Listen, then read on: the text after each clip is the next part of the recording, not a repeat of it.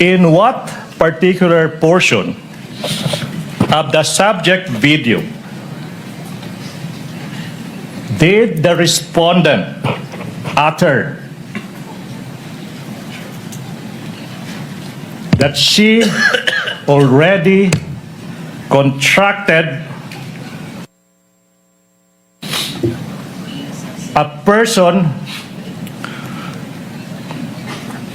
to kill the President, the First Lady, and the former Speaker of the House of Representatives? Are you done? Objection? Objection, Your Honor. Wow.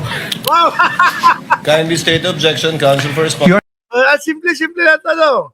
Di ba, hirap na nga tong si attorney bumuo ng katanungan para lang masatisfy yung kampo ng vice-presidente, no? Para hindi masabi ni Narbasa na inililid yung tanong. Di ba? Hirap na hirap objection pa din. Atras tayo. Pakinggan natin yung reaction ni attorney Ligutan. That she already contracted a person to kill the President, the First Lady, and the former Speaker of the House of Representatives. Are you done? Objection? Objection, Your Honor. Wow. Kindly state objection, counsel for response. Your Honor, the question is misleading. There was no mention anywhere before that the video mentioned that the killing of the President. To kill. Yeah, there's no mention in any testimony earlier. Ang mine-mention ni Narbasa, mga kababayan, wala naman sinabi yung testigo na ganyan walang bakit mo tinatanong yan or whatever o misleading daw. Diyos ko ka naman. Para naman kami mga bata dito. O di ba? Maaari na talaga, dahil nga paumpisa pa lang, hindi pa nababanggit lahat. There's no mention. Tsaka alam ng lahat ng Pilipino ho yan, mga bossing. No, napanood lahat ng mamamayang Pilipino yung sinabi ng vice-presidente. Ultimo nga ako, kung pwede lang ako maging testigo, titestigo ako. Dahil nakita ko, napanood ko ng live. Sabi, pag may nangyari sa akin, may inutusan ako, patayin si Martin Romualdez, si Marcos, at yung asawa niya.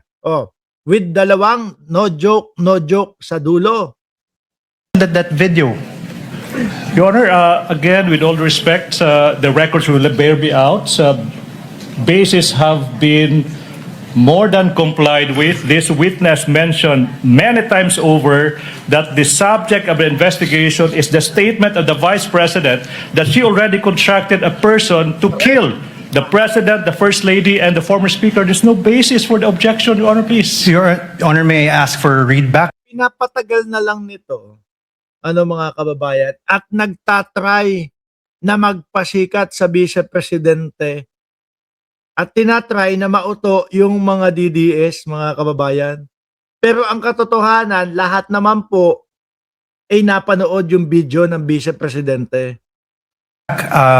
He was the only party who said that, Your Honor. Not Kindly use the third party in referring to opposing counsel. Yes, Your Honor. If I may, Your Honor. May I ask, Your Honor, for a... Let the counsel for defense finish his statement. May I ask, Your Honor, for a reading of the transcript, as the witness, to my recollection, never mentioned that the Vice President did those things. All right. If I may, Your Honor, please. Counsel, kindly lay the basis. Yes, Your Honor, please. Now, Mr. Witness, you said that your office, the NBI, conducted an investigation for a statement made by the Vice President noong Nobyembre 23, taong 2024. Naalala niyo ho din yun, mga kababayan. Di ba?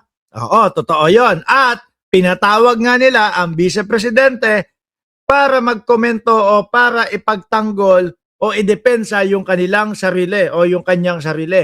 Pero ano po ang ginawa? Hindi po pumunta Sa halip, ang sagot po, no, ipapaalala ko lang, ang sagot po ng kampo ng Vice Presidente, yung unang pagpapatawag sa kanila, hindi po pwede. Kasi meron kaming hearing doon sa Congress. Ngayon, nung nandun pa po, no, si Congressman Castro, no, na pinagpipilitan na pinsan ni Atty. Claire Castro ng Vice Presidente.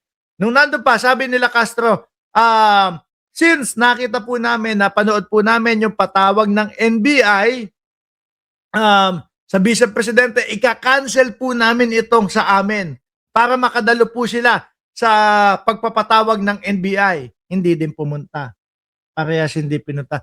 Pangalawang pagpapatawag ng NBI, ang sagot ng kampo ng Vice Presidente, mga bossing, hindi sila makakapunta kasi may paparty po daw sila sa mga press.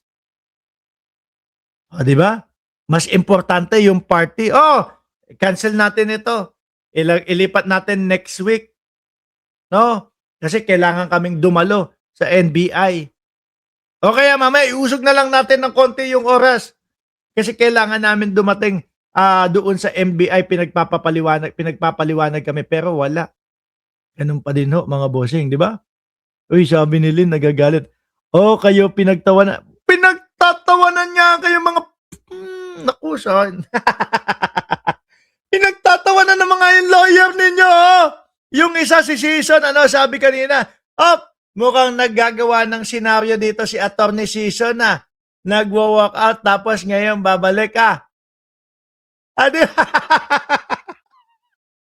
Mga DDS, tanggapin nyo na sa sarili ninyo. Wala na. Ano po? Tapos na. No? Kaunting-kaunti na lang ang DDS. No? Markuleta nyo nga, pasok na sa oblo. Oh, sino pa? Oh. Si ano, si Ngaspi. Si Ngaspi, nabawasan kayo ng isang bingot. Nandun sa oblo na din.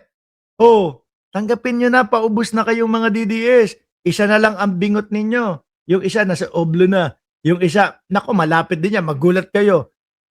Malulungkot kayo lalo. Oh, ubos na bingot natin dito sa DDS pagka naipasok din yung isang bingot. Oh. Alam mo yun. Objection, Your Honor. Oh. Your Honor, please. What is the basis of the objection? Your Honor, it's leading. Your Honor, please, if I may, Your Honor, please. Do you remember? Leading, Your Honor. If I may, Your Honor, please, I'm just giving into what the defense wants. The record will bear me out. This witness mentioned so many times over that he investigated the statement of the Vice President uttering that she already contracted a person. The whole nation is listening. The chair will Your make Honor, a ruling. so many words leading. The chair will make a ruling. The objection is overruled. Earlier, chair noted, I have it in my notes, that the question was propounded by counsel with respect to the 11/23/24 incident that was the subject matter of a digital forensic examination by the witness pertaining to the former Vice President. That was the instance, if the counsel will recall, that counsel for the prosecutors asked the witness if he knew who the Vice President was. So the objection is overruled. Witness may answer. Your Honor, may I state for the record, my objection is on the part of the question where he said that the Vice President hired someone to kill the President. Mga DDS, proud kayo dito sa sa pinapakita ng lawyer ninyo. No? Tuwa kayo sa pinapakita ng lawyer ninyo. Sa umpisa pa lang, ramdam mo na eh. Umpisa pa lang ramdam mo na, wala nang ibabat-batin. Pag umabot pa ng matagalan itong impeachment na ito. No? Yung mga pag-construct na lang ho, mga kababayan, ng tanong, yun na lang ang ini-object nila para para umatrasado, para maatras, para malito na lang ho, mga bossing. Nakakahiya. Di ba? Ako, mga kababayan, kung ako ang lawyer, no, hindi ako lawyer. Kung ako ang lawyer ng Vice Presidente at ako kampante ako, napanood ko yung video, wala talagang ginawang pagpapatay. Ay sige, tanungin mo, only question ka dyan. sa ano na yan, sa witness na yan. Di ba? Ito kabado eh, kahit alam na, nakita na ng mamamayang Pilipino kung ano talaga yung mga pinagsasabi ng Vice Presidente, doon po sa video na yun. Oh, The First Lady and the Speaker of the House, not on the identification of the Vice President. Noted. Court already made a ruling. Witness will answer. Mr. Witness, naalala mo ba yung tanong? Can you repeat the question, Okay sir? now. Kindly repeat the question, counsel. In what particular portion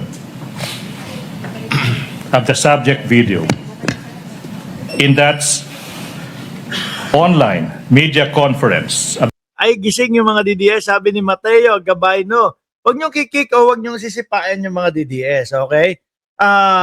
Doon sa mga moderator, walang sisipa ng mga DDS. Hayaan niyong masupalpal at mapanood nila itong mga nakakahiyang pagdepensa nung lawyer nila. Okay? Please, walang sisipa, walang magtatanggal ng mga DDS dyan sa comment section. Hayaan yung mapanood nila. the Vice President, did she utter that she already contracted a person to kill the President, the First Lady, the former Speaker? Objection! Ako na ho nag-objection. Inunahan ko na ho kasi alam ko mag-object din ho yung kabilang panig, mga kababayan. Oh, In what portion? Objection, Your Honor. di ba? Sir, Objection. Sabi ko sa inyo, inunahan ko na mga bossing eh. Oh, di sakto. Objection. Mag-object yan eh. Oh, gusto nila yata, magsalita ka. Gusto nila ang sabihin mga bossing ay, magsalita ka. Ganun na lang, no? O sige, ikaw na magsalita. Dito na lang kami. Ayaw yata nung abogado ng DDS, mga bossing. Your Honor, this honorable court already ruled on this question. The discussion later on was on the leading question made by the prosecutor. If you recall, Your Honor, this honorable court said, prosecutor, please lay the foundation, the basis for your question. Kahit anong galing po, mga kababayan, ng lawyer, mahihirapan po dito at imposibleng mailusot po ito, mga bossing. Ano po, kahit anong galing ng lawyer, kahit anong pagpapaikot, mga boss chief amo sir, ng lawyer, hindi ito mailulusot, no? So ngayon, pagpasensyaan nyo na po, ako lang naman ito. Ano po, ang tingin ko, tinanggap itong trabaho na ito na idepensa ang Vice Presidente, eh baka dahil po sa pera. Siyempre, malaki ho, alam nyo na yan, malaki ang bayad, di ho ba? Oh, manalo matalo, panalo pa din si lawyer, mga boss chief amo sir. Sa akin lang naman ho iyon, mga kababayan. At yun lang yung nakikita ko kung bakit tumatayo sila para idepensa ang Vice Presidente. Oh. Your Honor, please, if I may, can respond. The presiding officer will ask the witness. Mr. Witness, out of the 2 or more so hours of video that you downloaded, do you know if at all the timestamp that pertains to any statements made by the Vice President pertaining to any of the allegations in the articles of impeachment, particularly Article 4, the subject matter of this case, in relation to alleged threats made by... Take note lang ha, maisingit ko lang ho mga boss chief amo sir ha. Tapos na daw po pala yung warm up ng may nag-post kasi na DDS. Tapos na daw po yung warm up mga kababayan noong rally ng INC. Meron daw pong susunod na the big one ulit. No, hindi ko alam kung dapat ba sabihin na natin the big 10, the big 9, the big 8 kasi nakailan na din ho mga kababayan, puro the big one. Pati si Chabit na malapit na din makulong nagsabi din yun ng the big one 'di ba? Ganyan sila. Naisingit ko lang kapag sunog yung kanilang mga parali-rally bigla pong nagiging parang warm up lang yun. Meron pang darating. Okay? her in that video. Yes, Your Honor, but may I refer to my investigator's note, Your Honor? You may do so. Senator Cayetano is recognized. Presiding officer, Alan Cayetano. Sorry, may I know from the records, is this the first time that the witness mentioned that the Vice President uttered threats against the President, the former Speaker, and the First Lady? Your Honor, if I may, there was Because if no it's the- mention at all. No, yes. Sorry, apologies. No, because if it's the first time, precisely the rule says that you cannot allow leading questions. Whether it's from the judges, whether it's from the... Inimbestigahan nga nila, no? Siyempre, paulit-ulit nilang pinanood iyan. Di ba? Pag yung pagmukain na nililid pa yan, yan ang nagkukwento na mismo. presiding officer or from the defense or the... So meaning, you lay the basis. Simply, you ask him ano yung laman ng video. Pag binanggit na niya na may ganito sa laman ng video, then you can ask him na directly what part. So all of us want to expedite it, but let's follow the rules. So that's why I'm asking, has this witness this afternoon, I missed a portion because I have a headache and I had to eat before I drink medicine, but I was watching sa TV. Sabi ni Rosewin, ayan na naman si Petra, nag-aabogado siya, no?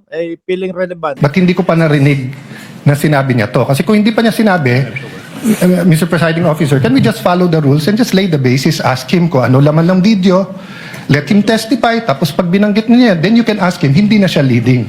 But we shouldn't really ask leading questions because Sige, ganun na lang. Ano laman ng video? we'll violate the rules. So excuse me, Para namang 4 na taong gulang yung kinakausap dyan at parang hindi naman nag-imbestiga. Yung NBI na yan. Oh. Lalo na yan. Oh, napag-usapan nyo na. Alam na kung ano itato. Diyos ko naman sila Cayetano at etong depensa ng Vice Presidente. but I'll just be very particular when it comes to the rules, and it's not against any group. Mr. Senator Presiding Judge Cayetano, it will take some time before we can quote-unquote appeal to the records. I'm trying to have them get it. But in lieu of that, that's why the chair tried to intervene. Can counsel kindly lay the basis for the witness to be able to identify the timestamp portions of the 2-hour video? All right, Your Honor. Counsel for the prosecutors may proceed. This will be quick. Mr. Witness, you said that your office conducted an investigation on the statement made by the Vice President dated November 23, 2024, correct? Objection, Your Honor. Shut up! parang ang pinaliwanag na lang na, di ba yung opisina ninyo ay nag-imbestiga dated November, something like this. Objection pa din yun! Sandali. Talaga yatang buong impeachment ay maririnig natin, objection lang ang sasabihin itong mga ito. Leading. Your Honor. Your Honor, he's not on direct. He's, Overruled. Witness may answer. Wala, overrule, witness. Ayan, Diyos ko naman. Ang tanong nung huli, mga bossing, inimbestigahan nyo, di ba, yung Vice President, yung video ng Vice Presidente noong November. Objection! Yan. Yes. Pinapasagot na ni Cheese, yung witness. Sir.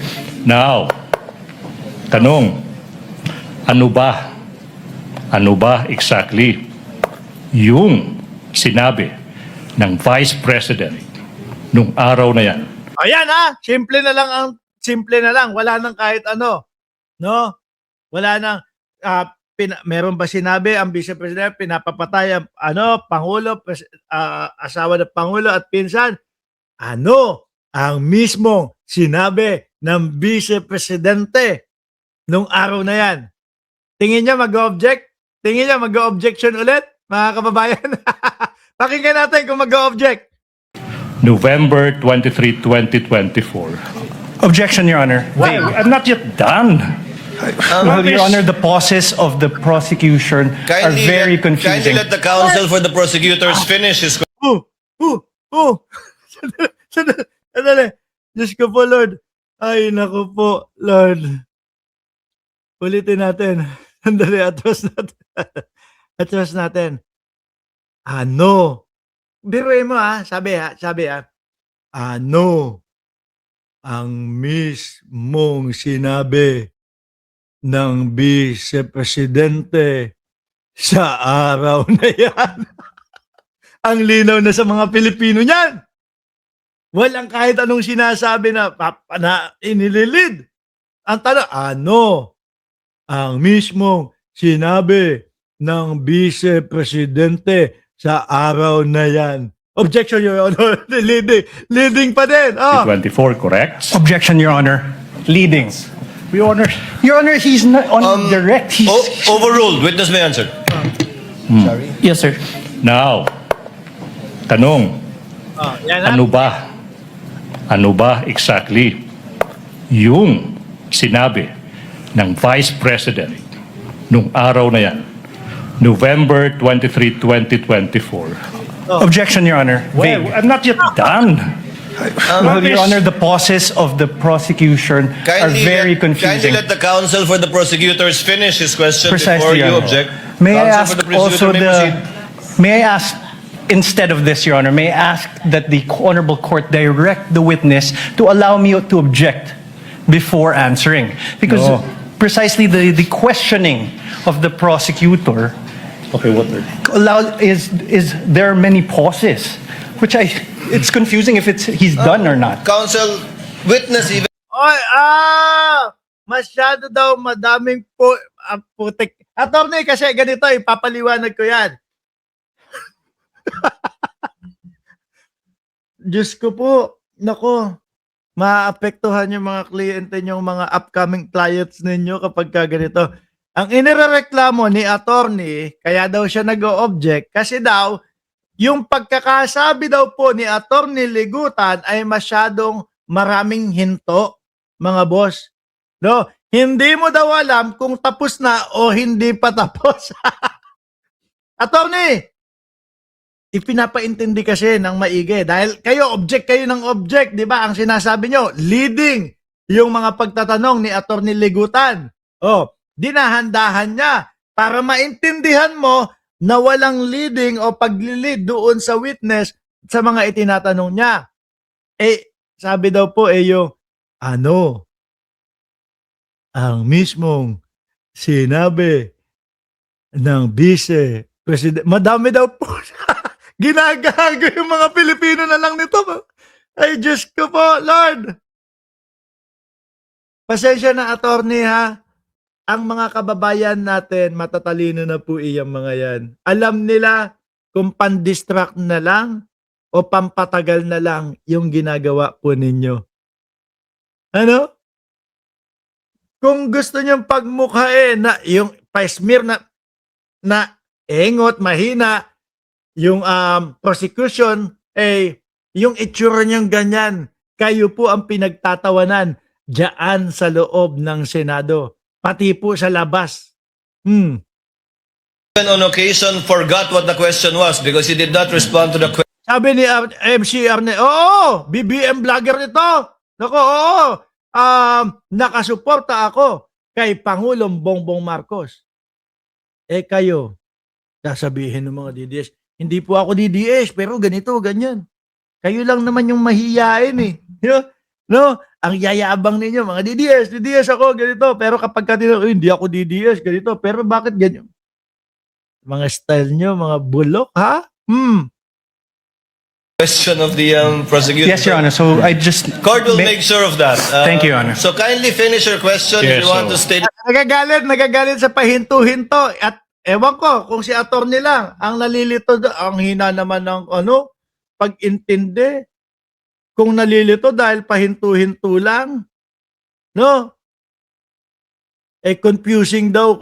Ako, naiintindihan ko, pati po yung action at yung reaction ng mukha ni Atty. Ligutan, naiintindihan ko po na tuloy-tuloy na tanong yun eh. At ipinapaintindi lang ng maigi eh. Di ba? O, baka yung diction, attorney.